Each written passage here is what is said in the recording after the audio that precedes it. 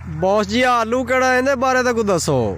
ये पुत्र बादशाह बादशाह शहजादा हीरो किन्ने लफ्जां च जिन्नू आखो ये इसमें आलू है। पहले इहदी जरा बहा तो नेड़ों करके आ वीडियो बहा कि आलू दी तादाद की है, ठीक है। ए वे ते साइज की है, सारियां चीज़ां ए वे ए 2 खिलां दे आलू पए ने इंदे विच। ए वेखो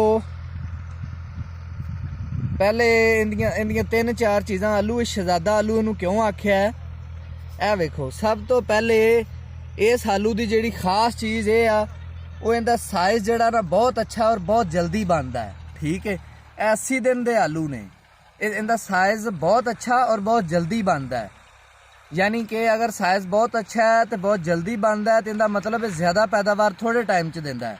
असल च अजकल वक्त की शार्टेज, थोड़ा वक्त ला के ज़्यादा पैदावार देने वाली फसलों का रुझान है। उस हवाले नाल भी ये बेहतरीन आलू की किस्म है इसमी आलू। ये साइज जल्दी करता है, ज़्यादा पैदावार दिंदा थोड़े टाइम दे विच, तादाद भी इनकी बड़ी होंदी है, ठीक हो गया। उस तो बाद दूसरी चीज़ है इनकी रंगत। इनकी रंगत बेहतरीन सुरख कलर की होंदी, बिल्कुल सुरख कलर जिवें खून होंदा है। माड़ा या उतो छिलका तुसीं उतारोगे ना तो ये तुहानूं बिल्कुल सुरख कलर नज़र आएगा जिस तरह खून होंदा है। तो रंगत भी इनकी बहुत खूबसूरत है, शेप भी इनकी बड़ी अच्छी है। एक साइड तो थोड़ा जिहा आलू बरीक होंदा है, एक साइड तो मोटा होंदा है, ठीक है। उस तो बाद अगर असीं इहनूं वेखीए स्टाक दे हवाले नाल इनकी की सूरत हाल है तो ढेरी दे विच ये बहुत लंबे अरसे ते स्टाक नहीं किया जा सकता, लेकिन स्टोर दे विच पूरा साल इनू स्टाक करो कोई मसला नहीं है। ढेरी दे विच भी जिथे मजीका 3 महीने 2.5 महीने टाइम कढ़दा है उत्थे 2 महीने यह भी कढ़दा है, यानी 15-20 दिन ढेरी दे विच उहदे नालों इहदा टाइम घट है। तो स्टोर दे विच इहदा कोई मसला नहीं है, इनू स्टाक करो अच्छे तरीके नाल, साफ आलू स्टाक करो।